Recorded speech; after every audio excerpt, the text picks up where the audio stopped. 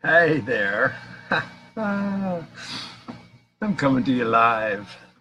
I've given WEEDU the night off, and DJ Danny D has gone to Colombia to play music in the street to earn some money, to buy some milk and honey. He's a real talent, that boy. He's so beautiful. And I'm changing my format for a very specific reason. I'm going to give you a little background. I want you to understand a few things, if I may. Now, Cayce Kaban, that would be me. I'm a writer. I make films. I'm a former chef. I've done a lot of construction. I've managed a lot of properties. And now I'm producing a show with the health guru named WEEDU, SHIVAMBU. Now, WEEDU emerged because of my urine therapy. I created it because it cracked me up, quite frankly. When I learned that SHIVAMBU meant urine therapy, I just translated all of that into something that I found amusing. We, as in me, do, as in do, SHIVAMBU. So I think that if you understand who I am and where I come from, you might have a better grasp on why I do what I do. I'm on a mission. I found a Dharma that really empowered me like nothing else. And that would have been, urine therapy. It just empowered me. It helped me clean up my body, transform my body. It helped me open my heart. It helped me clear my mind. And for this, I am grateful. Now, my life, there was no easiness about it. I was the youngest of 5 boys. I got kicked around a lot. I actually was tortured a lot, abused not only by my brothers, but neighbors, my brother's friends. I was kind of like a toy, so it seemed, for their sadistic amusement, I suppose. But so many families share these stories. Being a sibling is never easy. Life is never easy. But life is simple when you understand how to really improve your life. Now, I recognize at this point in my life that all things that were brought before me, all people that were brought before me, were perfect mirrors. It took me a long time to get it. As a child, I was a mess, a real mess. I was played with in a utility trailer as a baby. My brothers thought it would be amusing to kind of rock me back and forth and watch me roll around in this trailer. Well, as a result of that event, I ended up having a screw rip my tongue wide open. My tongue had a huge gaping hole. I still have a scar. Today. I had a lisp, a speech impediment, which then became a new form of teasing and humiliation. I wet my bed until I was 12 years old. I chewed my nails till they were bloody stumps until I was 28. I was a lost soul. I started developing really bad habits at a really early age, like lying, cheating, stealing, smoking, drinking, sex, sugar, salt. My habits were long and lasted a long time. I've had 3 marriages, 3 divorces, raised 3 different kids, 2 of them my own. I fucked up a lot. I fucked up a lot. So I work at it. I write in order to relieve myself of the misery that's in my mind at times. That's how I started writing, really profoundly and profusely decades ago. I have thousands of poems in my archives. I used it as a form of therapy. I started writing so that I could understand what was happening to me. And the more I wrote, the more I realized that I was fucked up. I had a lot of problems. And who doesn't? You know, I'd be lying to say that I don't miss my children. They don't want to talk to me anymore. And I started developing a really healthy relationship with them a couple of years ago. A really healthy one. We were out riding bikes. I was spending the night at my older son's. We were having a really an amazing growth in our relationship. There was a lot of love. And then I started learning about flat Earth. I started drinking my pee. This didn't resonate very well with them. They thought that I had lost my mind, and I have. I lost my mind, and I'm happy about it. I had to really start over. I had to really retool myself, relearn. I had to unlearn in order to relearn. It's been a long road. I started studying conspiracy, analyzing it a long, long time ago. So all of these subjects that appear are not new to me at all. Not at all. And I've learned that allowing all these things to have an adverse effect on us is just not healthy. It's much healthier to just let it go. If you really want to be helping, if you really want to be a part of healing this world we live in, you have to find the love. Being fear-based has consequences. It has drawbacks. It drags us into dark, deep holes. And I allowed that for a long, long, long time, a real long time. But once I turned off the TV, stopped watching news, sports, movies, paying any attention to celebrity or the miseries in the world, I started to shift. Now, this shift has happened over a long time. I started a spiritual path back in the, say, the 90s.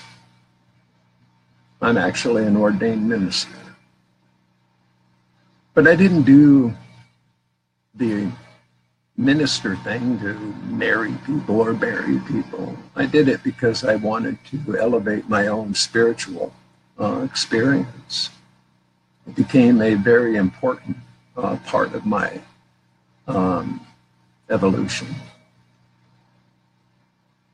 And I've decided, I've chosen love over everything. I feel that there's enough misery in the world, enough fear to go around. There needs to be more love. And you can't straddle both of these. Either live in love or you live in fear. You can't do it part-time. You can be passionate, and I appreciate that. But I look at some of the passion, and it concerns me a bit. I've seen, when I went vegan a couple of years ago, I did it for ethical reasons. I was a chef. That was my first career. And I was the chef of a restaurant in New York City at 20. I was running hotels. I was running banquet and catering departments. I can honestly say I had a lot of blood in my hands. A lot. And the first time I saw veganism, I happened to live in Sedona at the time. I was invited to this potluck by some people who I met at a party a week before. And we were playing music, and we were all kind of entertaining, I suppose. So I got invited to this potluck. No, nobody told me it was a raw vegan potluck. Nobody told me that. And I showed up with a big old pot of sausage soup. This didn't go over very well. As a matter of fact, a friend of mine, a real brilliant artist and musician, he looked at me and he said, "You've got your nerve." And I said, "Dude, if I knew that this was a vegan potluck, I would have respected and honored that, but nobody told me." And what I experienced in that day was a lot of hostility. I got so turned off to veganism because of their attitudes. They were looking at me with, disgust. Kind of like people who don't drink their pee, I suppose. So I resented it. I did. And so it took me almost another, 16, 17 years to wake up. Now, I had a couple of pages on Facebook a couple of years ago, and they accelerated. I had maxed them both out. I had 5,000 friends, supposed friends, on both these pages. But what I found is a lot of hostility. I found hostility in the vegans. I found it like their attitudes were so Nazi. The dog rescuers. It was so vicious. I love animals. I do. I have a lot of empathy and compassion for what happens every day in the agro-industrial complex. It's repulsive. It's disgusting. But if you turn all of that into hate, it's not good. Not in my book. Because, hate only attracts more hate. We are total energy, as Tesla puts it. Energy, frequency, vibration. So we attract whatever we vibrate. Whatever we think about, we bring about. So if we want hostility, hate, rage, violence, fear, shame, jealousy, guilt, think those thoughts. You'll create them. absolutely unconditionally. It's just the simple law of the universe. It's the real secret. So if you don't like your life, look in the mirror. If your life is really shitty, guess who's responsible? It's not hard to figure out. This shit is really simple. But it's not easy. Life isn't easy. It's not supposed to be easy. You'd never learn anything if it was easy. But simple, it is. The laws that we follow, it all makes a big difference. We are just magnetic energy fields connected. When you open your pineal gland and you gaze at the sun and you see that photosynthesis, that energy, that vibration, it's amazing. It's like being in a disco, man, on acid or something. It's crazy cool. And we all possess this power. We all have it. Nobody was given a short change. The toolbox is available to everybody, regardless of their situation or condition. It's just simply a matter of recognizing it. Now, why do I do what I do? Love. That's it. Love is a dharma. It's a purpose. It's a mission. I want to really contribute at a much higher frequency than I ever have before. And this isn't about me. Not at all.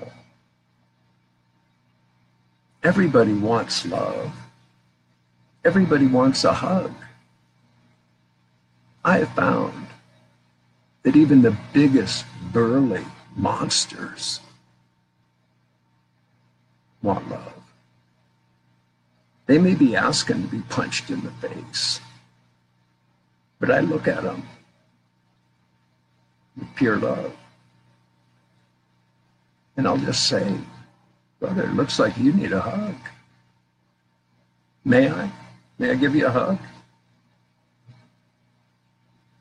And you'd be amazed how people respond to that.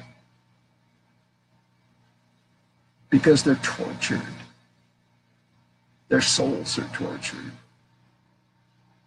And who isn't tortured somehow? And we have a tendency to blame others for our condition, for our circumstance, for our limitation. Doesn't work. It's all an inside job. If we don't take time to go in and reflect, we're missing the big show. And I know I'm a fuck up. It's not that I know so much. I just happen to have a mind that works in a certain cadence and a rhythm and rhyme. And I have a memory that just is deep. It goes, my files are deep. So I can pull frames of reference from many sources in the blink of an eye. It's really effortless, quite frankly. But that's just because I recognize my own skills and I utilize them. And for the first time in my life, I'm in a position where I can actually exercise some of the skills that I've worked at developing for decades. Speaking is just, I used to have a huge Amway business, huge. And I'd be flown around in private jets to talk to groups. I'd be on stage in front of 20,000 people with a mic in my hand, motivating them, inspiring them, hoping that just somebody in that room might get a glimmer in their eye. and inspired to do something with their life, that then bitch and complain about how fucked up it is. I went to broadcasting school. I went to film school. I went to cooking school. But when I went to regular school, I had no interest. I was deemed a failure. I found some old report cards that actually managed to not get burned up when our house burned down when I was 13. And they were from grade school. And some of the comments were really amusing. The teacher would say, you know, that I wouldn't settle down, that I was daydreaming, that, you know, school just looked like a social event, that I really wasn't, you know, knuckling down. But perhaps, maybe, I don't know, I can't really say, but perhaps somehow my early memories were showing me that it was bullshit. I don't know, I can't say. But I failed. I had to go to summer school every single year just to pass, to go to the next grade. I never favored indoctrination. I really never conformed very well. I really actually I went sideways real early. But in my good fortune, along with the abuse that I was taking from my older brothers, I was being introduced to the likes of Lenny Bruce. I was being introduced to the mothers of invention and the Fugs and John Coltrane and Miles Davis. Before I was even a teen, I was being introduced to so many different eclectic sources of knowledge. And for this, I'm grateful. I had somebody comment to me just yesterday about my use of language on my video. And she stated, you know, like, you use the F word so much. Well, I say, fuck that. I understand what I'm saying. I always understand what I'm saying. I'm very cognizant of what I say, and I use these words specifically. Why? Because words are meaningless anyway. And if it pushes people's buttons, good. I'm happy to do so. Because it's not about me. It's about you, whoever you are. If you get plugged in, disturbed, upset, angry, all those things because of what somebody else says, does, it's not them, it's you. And I had to face that. I had to face that a lot. The one thing I have in my resume is too many failed relationships. It's one of the things that I can say honestly I was successful at. Failed relationships. Now I had to take a serious look at that. My mother, bless her, after my third marriage, she said, you know, you might want to think about taking a break. And that was some really wise words. Now, at that time, I didn't realize I was going to end up being single and celibate for 10 years. But I had a lot of growth that I needed to consider. Along with all my other addictions, sex was one of them. And so it became just another, you know, source of relief, I suppose. I don't know. A way that I thought that I was expressing my love, which was bullshit. And, you know, when that part fell short. I did too. Now, I've had an experience in my life where, from very early age, one of my deepest rooted fears was abandonment. It's an issue I still deal with. And I successfully sabotaged myself over and over and over because of that fear of abandonment. I would bail before they did. How fucked up is that? That's fucked up. But I work at improving myself. I consider it every moment. I look at my life and consider every moment as a blessing. I value the growing tribe, the people that I know now. Wow, what a gift, what a blessing. And I love you all so dearly, I do. I've had a remarkable gift given to me. And I cherish it. I don't take any of this for granted, not at all. As I said, this isn't about me. It's not. I'm just a vessel.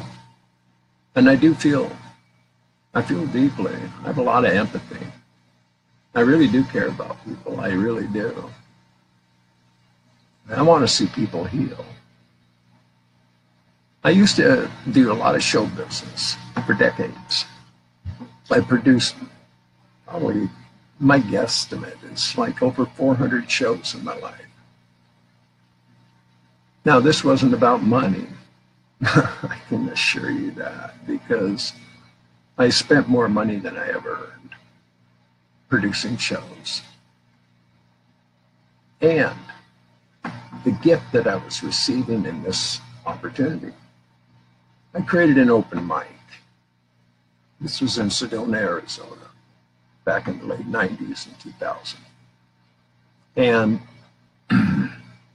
I had the privilege of experiencing people that had never performed in front of anybody, ever. They were just stepping on stage for the first time with all that fear, all that stuff going on in their head. And I would just pull them aside and I'd say, "You feeling some butterflies?" I'm like, yeah, you're a little nervous. Yeah. I said, "You know what that really is, don't you?" "No." I said, "That's energy. It's just energy. It's waiting to be released. Get out of your head. Just be in your heart. Share your gift. Be yourself. Celebrate that shit. It's worth it." And I'd watch these people like they were butterflies coming out of cocoons. It was a marvel. It was a privilege. And I feel that same way now. Now, I don't care if a person's a vegan or not. I don't care if they smoke or drink. I don't care. I really don't. It's none of my business. I don't care what people think of me. Again, that's none of my business. We all are responsible for ourselves, like it or not.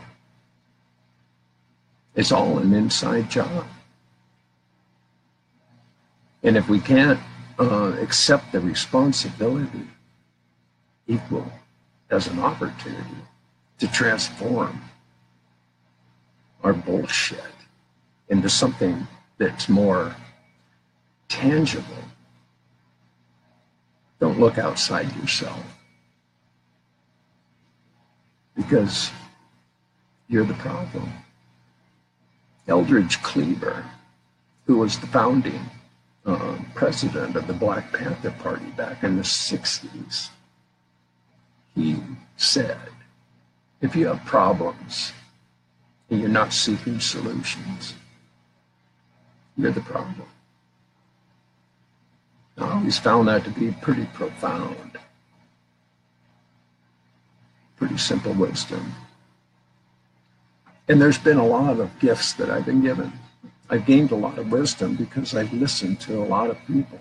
I've read a lot of people. You know, I accept the responsibility that has been bestowed upon me.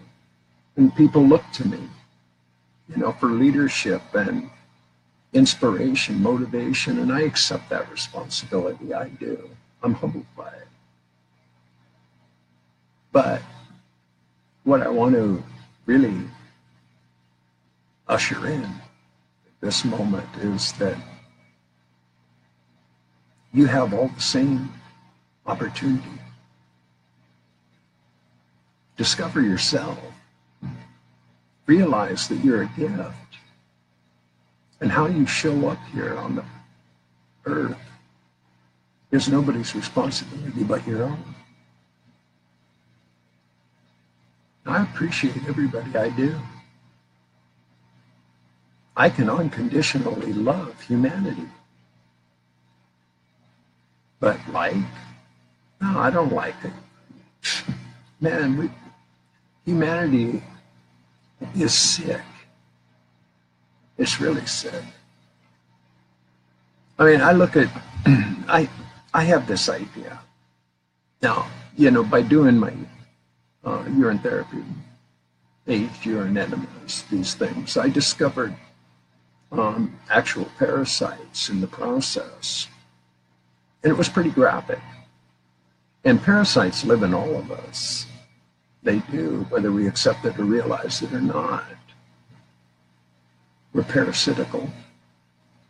Now, if we look at this in a microscope, in a petri dish, and study it, you can see the living organisms. Now, if you imagine all these parasites within us, take that microscope, turn it into a macroscope, dial it out, see it in a bigger picture, and look at humanity. Now, the way I see it, humans are the parasites of this world. Humans have done more damage and destruction to this world than all things combined. Now, that's a sad statement. But can we correct it? Can we heal it? I believe we can. Maybe that's simplistic. Maybe that's Pollyanna. I don't give a fuck. I don't. I really do trust my experience. I trust that by holding the space of love, that really am contributing to the healing process.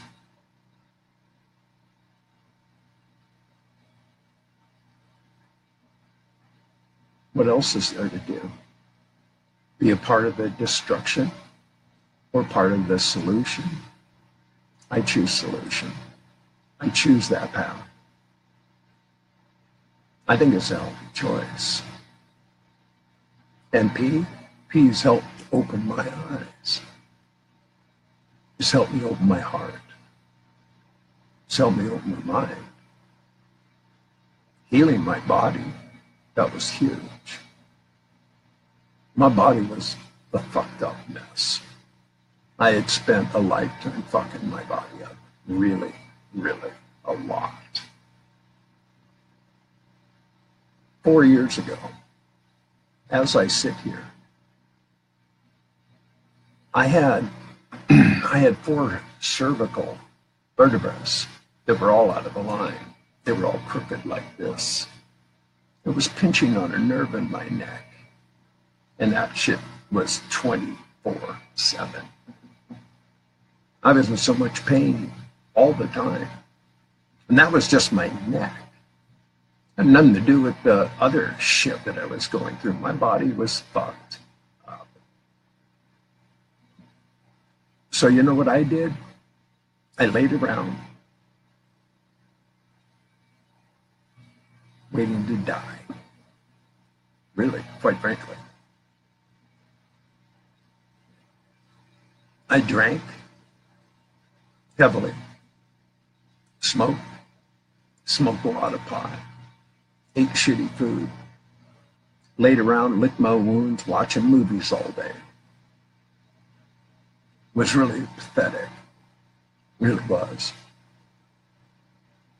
But then, out of the blue, I ended up getting disability.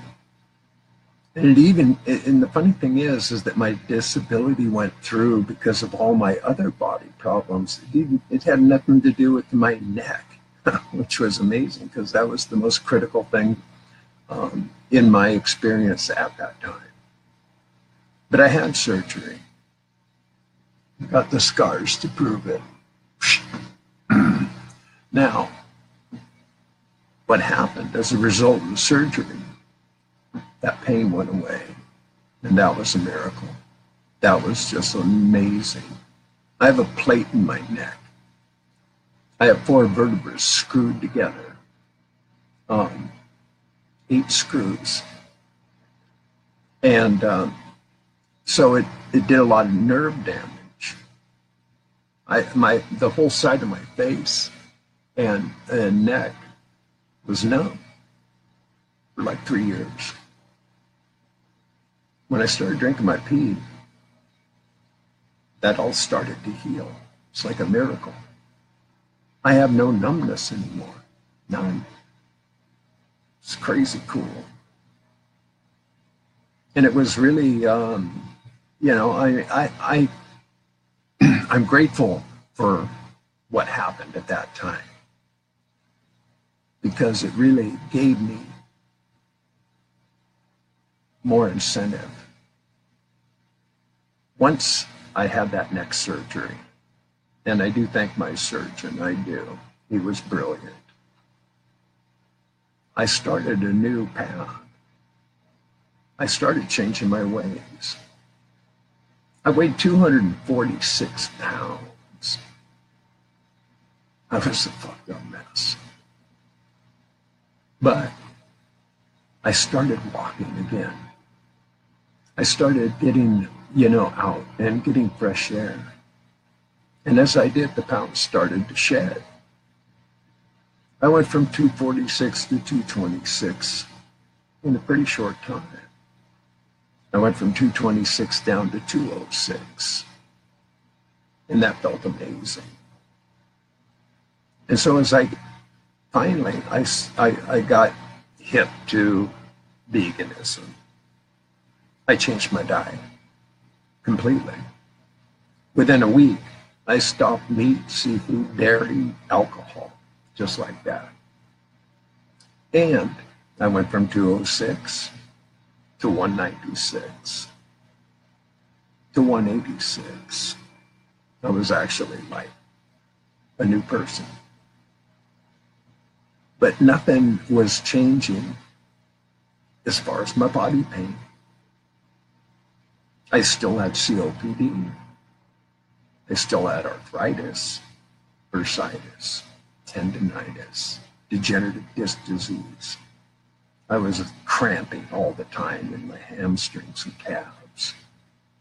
But I pushed forth anyway. And then along comes pee. Wow, what a change. Pee shifted everything. When I was first introduced to it, the arthritis in my hands was so severe, I couldn't open a water bottle. I just couldn't even do it. I looked like a decrepit old man.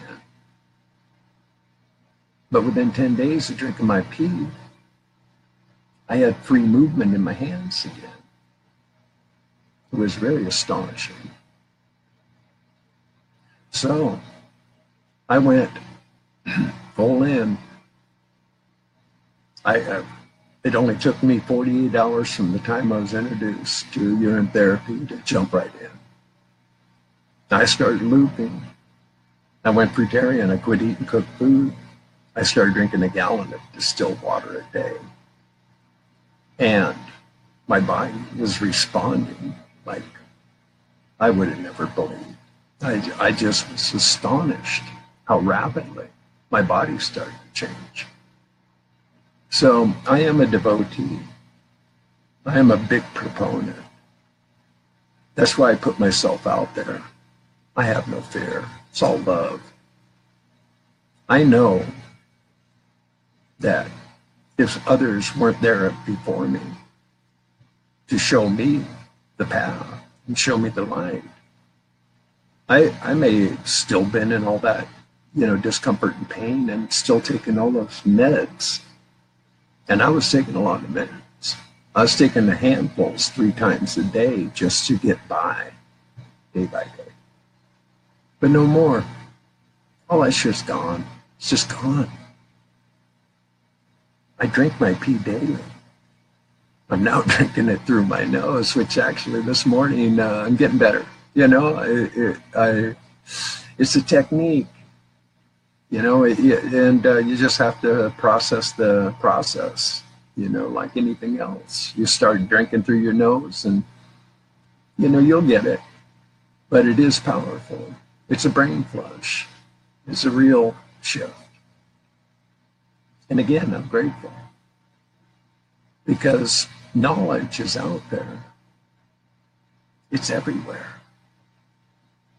People say ignorance is bliss. I don't buy that shit. Ignorance is ignorance. Bliss is bliss. I made an acronym for that word a long time ago.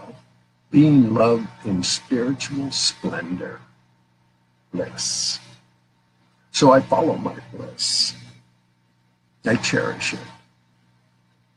And I make myself available to anyone. Always. I get people PMing me, video chatting, calling. I get people giving me shout outs and reach outs from every corner of the earth, which is amazing to me. I was a loner all my life. I mean it, even when I was surrounded by masses of associates who hung on my every word. It was still empty. I was empty. And it's taken a lot of work to fill the void. But urine therapy really helped me. It really did. It opened my eyes. And I realize there's a lot of people out there. They're really challenged. They're in a lot of pain. And if we give them a reasonable example, if we show our own integrity and genuine true colors of the transformation we experience, they'll get it or they won't. Now, I see urine therapy no different than I saw the veganism. I'm not going to be a Nazi about it. I am committed.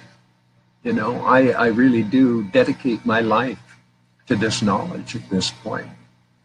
And I constantly learn as much as I can and share as much as I can because I do believe there's one person in the room that might hear it. Now, I put a meme up today about, if I post too much, because somebody PM'd me and said, you're posting too much. You're putting it in all these groups and, there's members and, da-da-da. And I respect that. And I told him I appreciated his insight. That's why I posted the meme, just to see. I mean, I'm not out to turn people off or impose my will. It's not what I'm about. I just want to share the love. And Not everybody is in the same groups. Many of us are. I happen to be in 13 different groups. I created one myself. I'm an admin in several. And I welcome everybody. When I started the High Vibe Tribe, I did it as an open mic. I allow people to post. I don't review what people post. I allow them to post. Why? Because I can. I think it's important that people have a format that they can feel free in. And it doesn't have to be about urine therapy. That's why it's called the High Vibe Tribe. It's all about reaching higher frequency. And I choose that word carefully. Because for me, it is about the P. I am at a higher frequency. P has changed my life. And so I am going to continue doing what I do.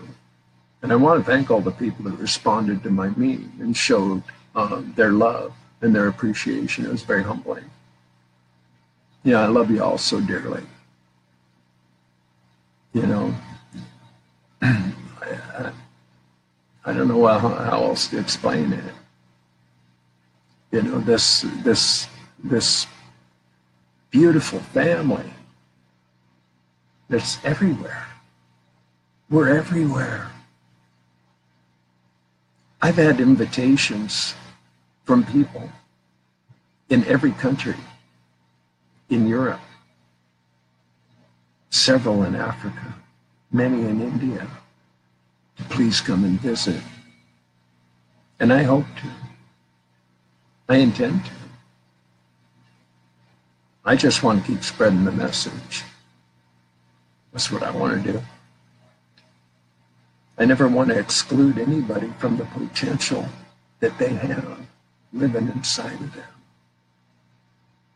A lot of us just need a hug. We need a gentle hand. A lot of people need hand holding.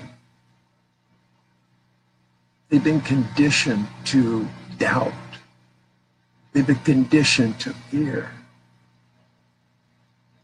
We all were. We were indoctrinated into systems that were set up to control, manipulate, and fuck with us. Not to help us, not to open our hearts and minds.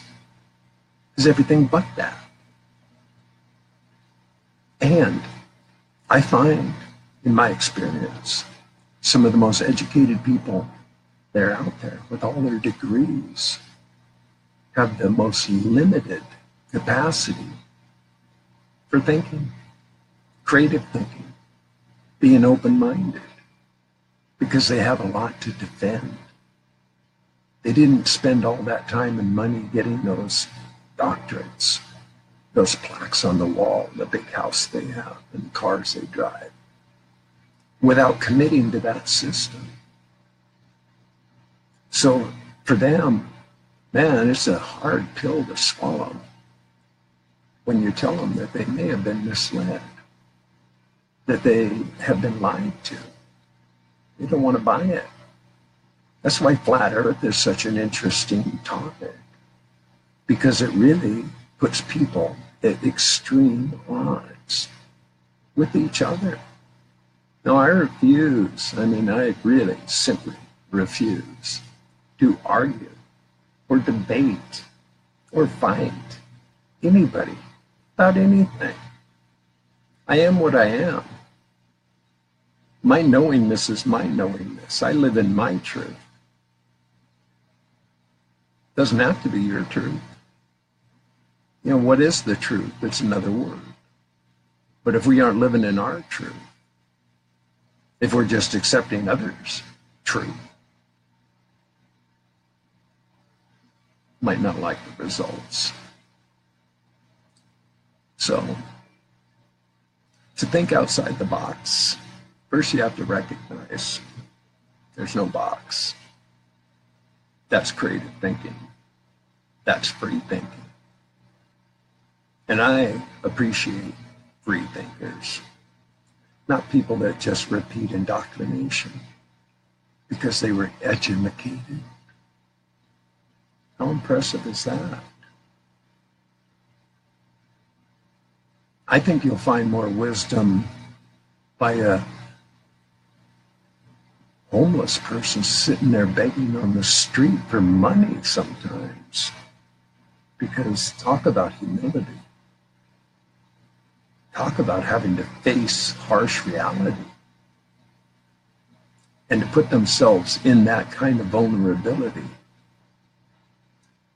That takes a lot. And I empathize. May we all live, love, blessed lives in comfort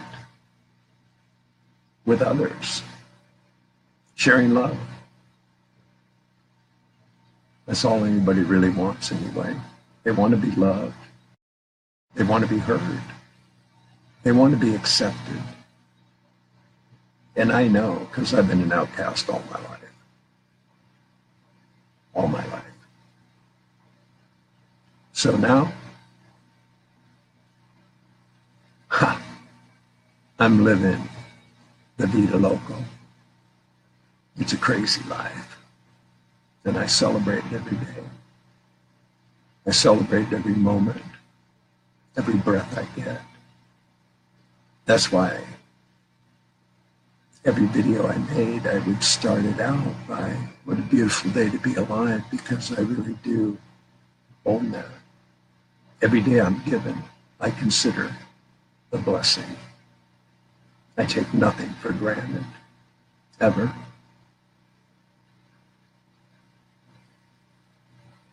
Ever.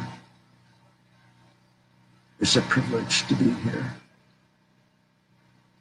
And I love you all so dearly. So I'm going to get off now, but this is something I intend to continue. WEEDU needs a break sometimes. He works overtime. And as, you know, his producer, I know he does. He's my stunt double, if you haven't figured that out. He's just another part of my expression. So, Cayce Kaban, he's my straw man stunt double. So I've actually created 2 stunt doubles from what my birth certificate identified me as. A property, a product. You know, I'm just a corporation that sits on the stock market, being manipulated and traded. It's really an interesting understanding when you start looking into it, how we've been duped, how we've been set up, how our lives were taken away from us the moment we came out of the birth canal.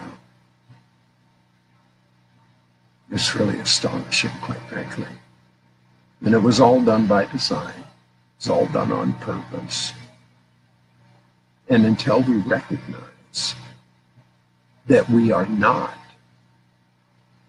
that we are a person, a live person, not just a number on the stock exchange.